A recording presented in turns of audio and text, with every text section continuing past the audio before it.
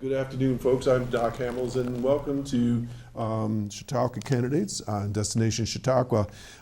As you know, many of you have watched the show in the past, and it's my pleasure to spend time with candidates that are happy to join us here at Access Chautauqua and to talk about themselves and talk about some of the issues and some of the things that they believe in, why they want to run for office and their positions on various matters.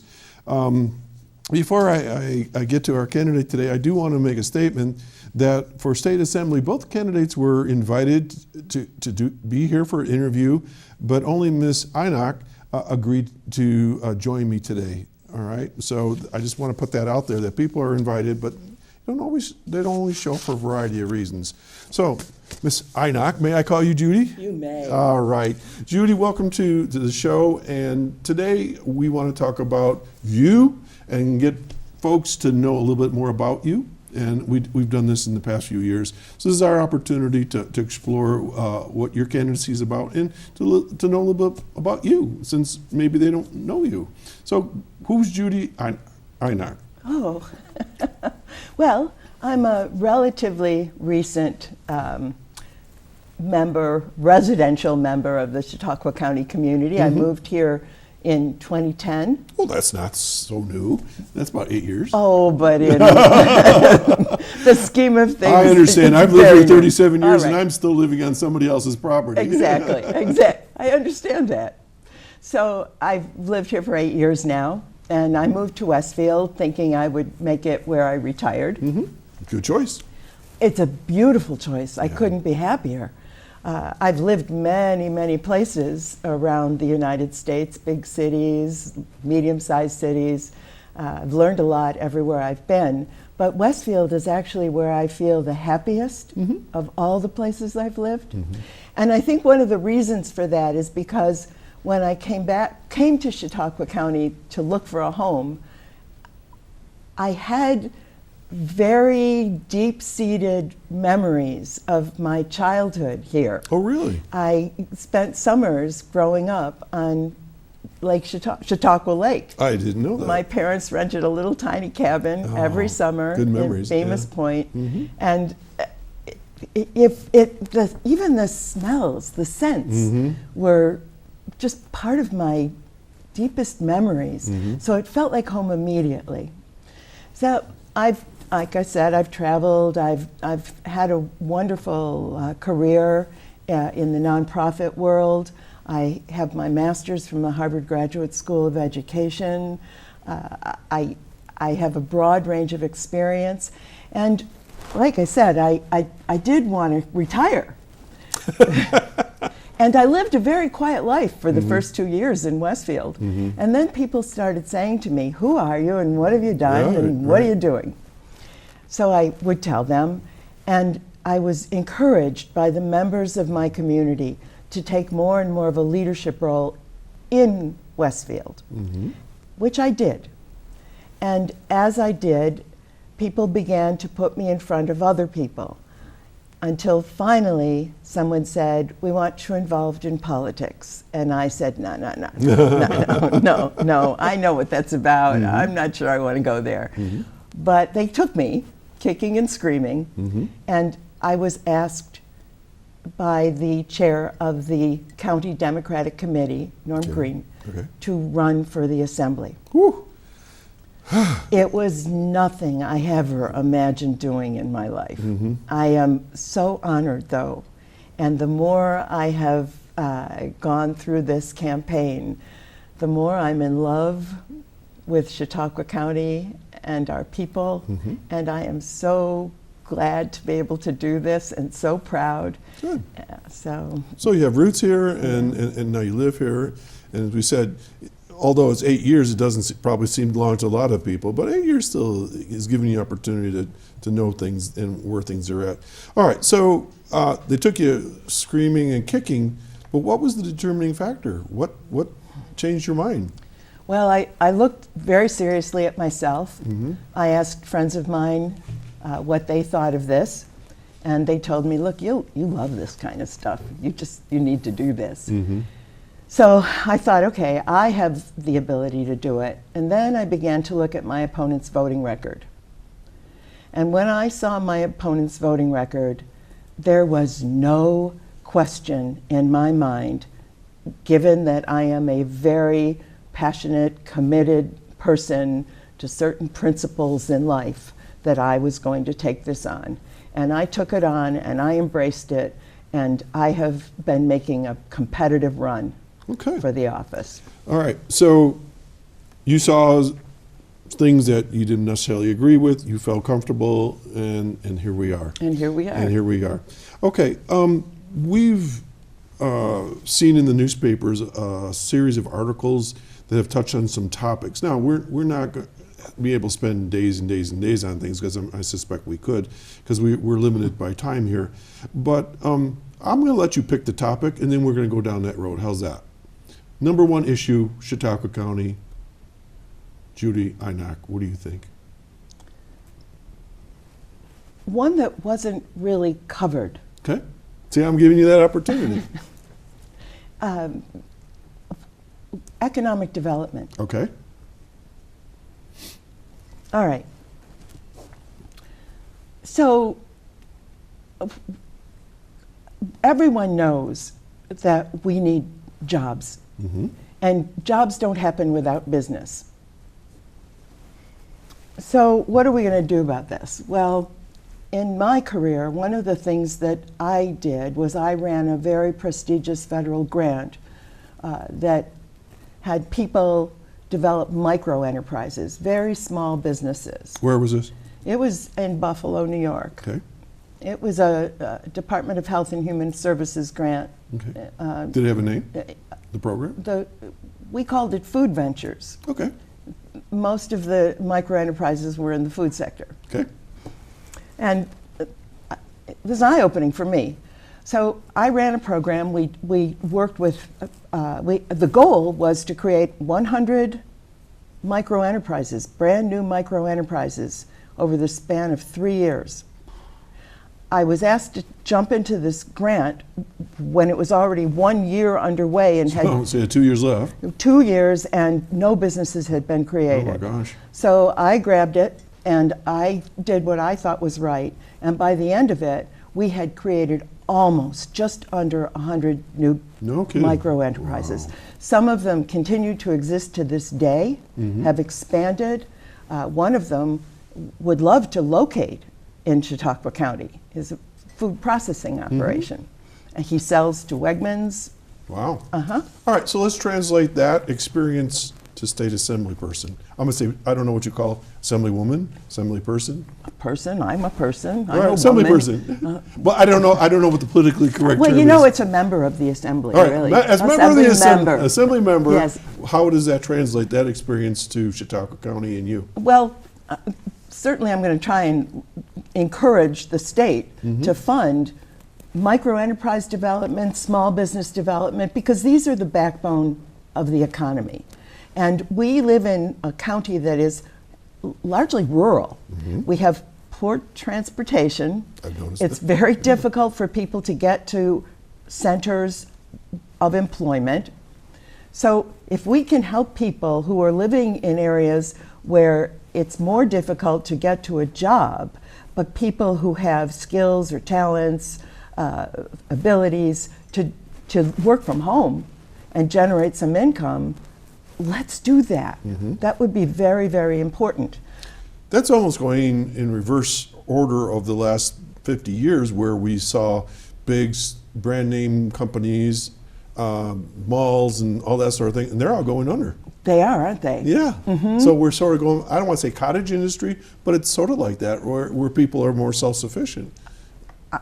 Personally, I think that's a trend that we're going to see in the future, because when I look at the threats that we face in this world, we are going to have to kind of reorganize ourselves a little bit to figure out how we are going to proactively set ourselves up as smaller regions to be able to survive the challenges of the future. Okay. I don't mean to be an alarmist, but Climate change is a very real thing, and it is coming faster than people expected. The most recent report is an eye-opener. We've got to think about this, and Chautauqua County is very well situated in terms of climate change. We're a little tiny enclave that has certain geological features that give us a small bit of protection against some of the more... We could capitalize on that, We right? certainly could. Yeah, yeah. And Chautauqua Lake, if we clean that up to drinking water standards, we will be a highly desirable place for people to come. Okay, so let's switch a little gears here, because again, I want to move along. But you opened the door on Chautauqua Lake. So every day I read a paper, somebody is trying to stop this, and they don't want to do that. And then one says chemicals, someone says harvest. So what's your position? Do you have a position? Well, I have a very strong environmental record, actually, and I do take the most precautionary approach I can possibly take.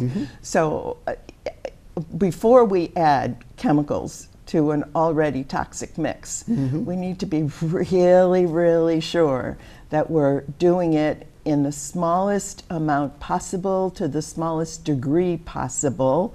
I understand that people have to live with the nastiness now, and that factor has to be taken into consideration. But working with nature is the best possible way we can do this, and eliminating those sources of contamination that are feeding the lake to a point where we can then begin to clean out those sediments. So let's go down the same road we just did. So the situation in Chautauqua County, you're the member of the assembly. See, I got it right that time. So what? So what happens with Albany? What do you do? Well, Albany is a good source of revenue to help us do the things we need to do, and Albany has been generous. My idea, and I have this idea from talking with our environmental stewards, is that we need Albany to commit to $100 to $150 million over the next 10 years toward the cleanup of that lake. You think that's possible? Well, politics is the art of the possible, so we'll find out how artistic I am. But if we say no, it's not possible, we've already destroyed ourselves. All right. You're one voice representing one county in Albany. How do you make that happen? Well, we're not the only county that has water issues. Okay. And the more I can work cooperatively with other members of the Assembly and the Senate and people in departments and agencies and other branches of government, the more effective we'll be. And one of my skills is being able to work well with others. Okay, super. Okay, my turn. Good. Okay. Thanks for bringing up those two topics. One of my particular concerns is I've been reading about the legalization of marijuana, and I'm torn. I don't know where to go with it. And I understand where if we legalize it, certain things can happen. If we don't legalize it, certain things will happen. And I'll throw the term out, and we were debating this before the show with the staff here, was that marijuana has always been considered a gateway drug. And I've had people on my particular show, Chautauqua Sunrise, where they're very passionate about the fact that it's a gateway drug. But I'm reading that other people have other opinions. So where do you stand on this? Well, I am in favor of legalizing cannabis across the board. All right. We've already legalized it for medical purposes, and people are very happy with that.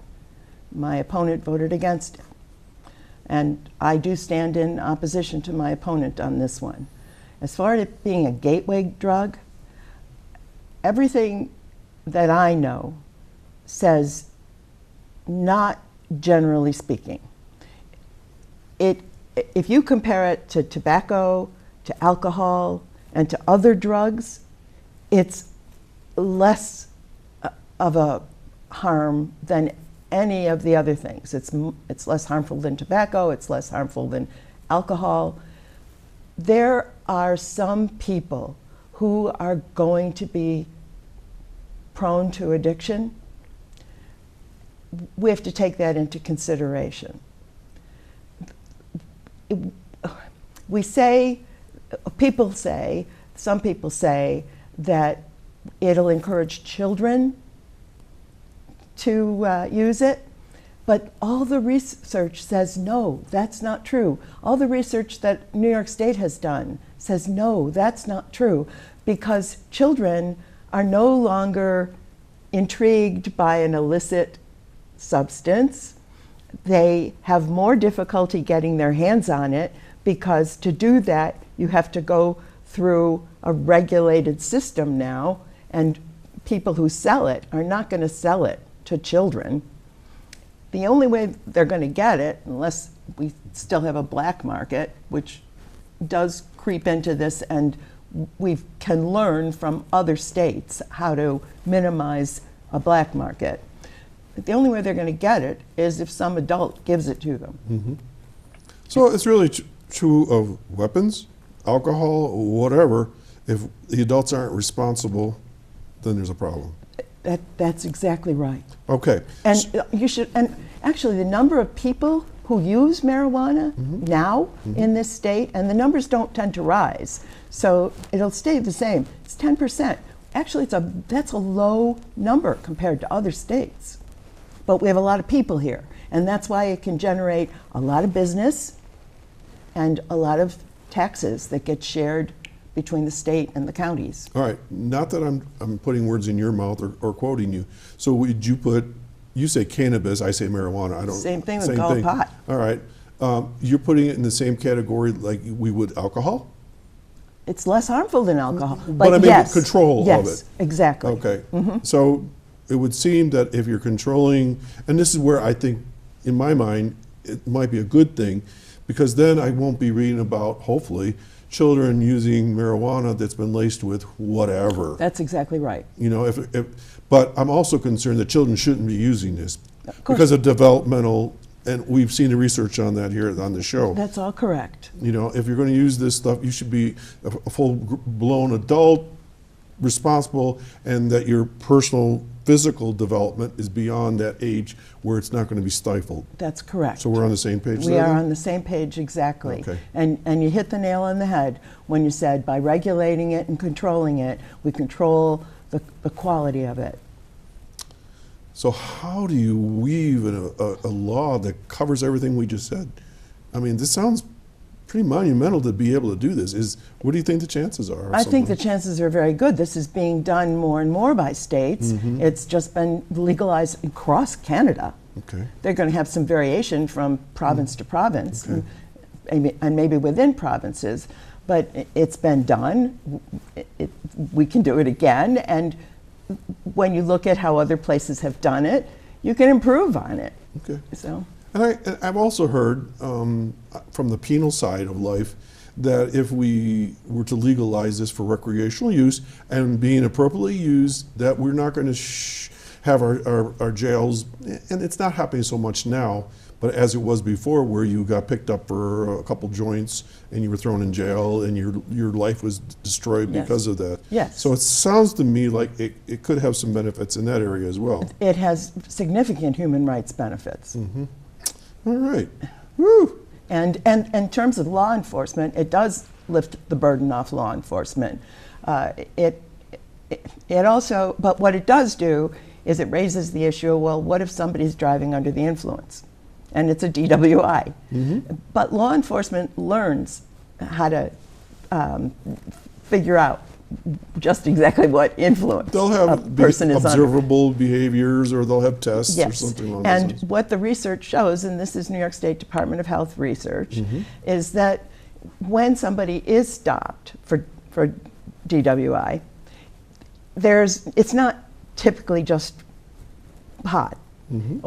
It's also pot mixed with alcohol, or mixed with something else, or mixed with something else. So, Okay. you know, the pot becomes the least of it. All right, so let's set marijuana pot aside, just sort of, because there's still a connection to the opioid connection here. And I'm not going to ask you for your opinion necessarily, but for myself personally, there's still a connection there.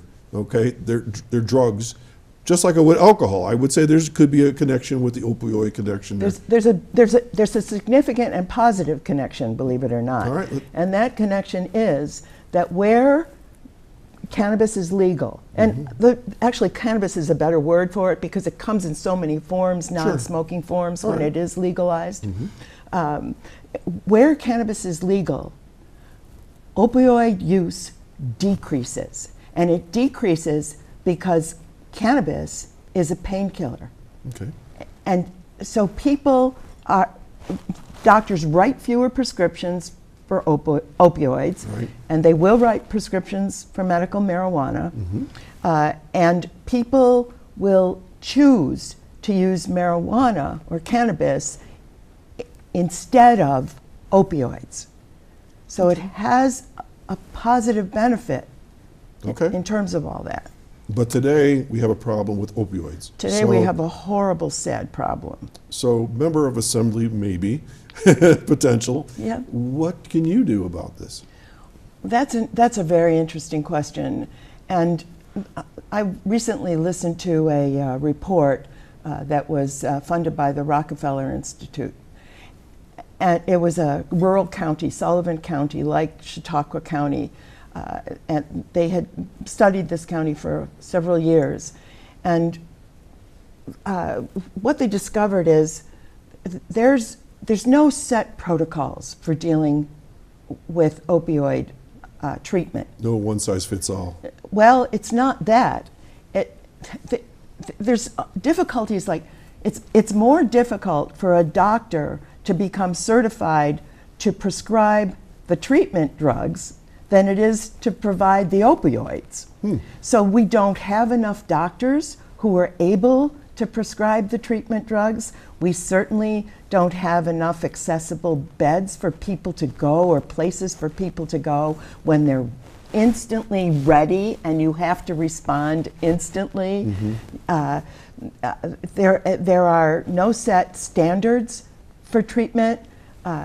There are a lot of things that are not in place here for treating a very serious crisis. And this crisis, as we know, was instigated by a big pharmaceutical company that lied to doctors and to the public. Pretty evident. And I've heard of many cases locally where people are in that situation. People who never would have chosen to. And they're good people. They're not people that wanted to do this. They were treated for some operation or some pain, and the next thing, and they're instantly correct. And if we criminalize that seems to be the wrong drug thing. use, we're not responding to a public health crisis. Okay, so back to Albany now. You're in the state assembly. What would you guys do? I mean, you don't make policy, you make law. So what would you do? Well, you do make policy, which is reflected in law. Okay, all right. So, and you do deal with appropriations that can be used in one way, shape, or form. Fair enough. And you do work in your own home district as a leader to bring people together to focus on problems. Okay. So there's a lot you can do if you really want to be an active member of the assembly. It sounds like you would do that. I would love it. I would love it. I'm feeling the passion, folks. Believe me, I can feel it from here. Okay, one more topic because we're down to like 3.5 minutes here. All right, so another tough topic that's been around here, especially in Chautauqua County, that you love, as you say.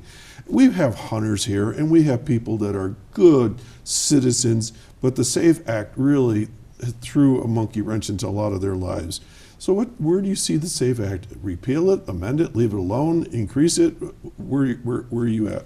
Well, when I'm asked that question, and I'm sometimes asked that question in a very hostile manner. This is not hostile? No, this one is not. This one is I'm not. reflecting people I know. Yep.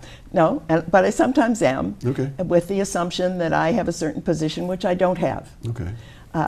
I say to people, look, that act, I believe, was a knee-jerk reaction to a very serious tragedy. I don't think it was well thought out at all. I don't think it's going to be repealed. But I think it's very unfair to upstate. And we have a beautiful gun culture here in Chautauqua County and in other rural counties. And even some urban people respect Yeah. So what I have said is, look, I want to sit down with responsible gun owners across this county and actually look at the SAFE Act. Let's see what we can live with and what we can't. And what we can't, I will carry that message to Albany. And we will take a leadership role in fixing the SAFE Act. Some of it's already been amended. The other thing I tell people is I do have a strong environmental record, and I know that hunters want wildlife, wherever it comes from, the sea or the land, to be healthy. Yeah. So I think, having spoken with enough hunters now and trappers, and that people are beginning to really respect and trust me on this gun issue. Okay. Judy Einach, you are a candidate for State Assembly for the 150th District here. We're down to about a minute and a little bit. So I'm going to be quiet. And please, if you want to talk to me or you talk to the camera, it doesn't matter. Tell people what they should know that you want them to know. No, I'll talk to you All right, because talk you're to the me. real person here. All right, right in so front tell me of what you want me to know. So, Doc, Yes, Judy. the Assembly is a Democratic-dominated house of the legislature. I have been told to tell the people of Chautauqua County, and I have been told this by our Lieutenant Governor, that when we have a Democrat sitting in the seat for the 150th, resources will begin to flow again to Chautauqua County. They have not come to our county to the degree that they did in the past when Bill Parmet was our Assembly member. Okay. The Assembly is waiting for a Democrat. Give our state senator a good person to work with in the Assembly, a Democrat, and the two of us will start bringing resources home to this county. Okay. Well, So please, Doc, give me your vote. And everyone else. All right. Well, Judy, thanks for taking time today. And I know you're a busy lady and you are off to another whatever. So I want to wrap things up. So folks, you've been watching Destination Chautauqua. My guest today has been candidate Judy Einach, who is running for State Assembly for the 150th District. Thanks for joining us. And this is our opportunity to share information with you so you can be an informed voter on November 6th. So get out there and vote, and thanks for tuning in. Bye now.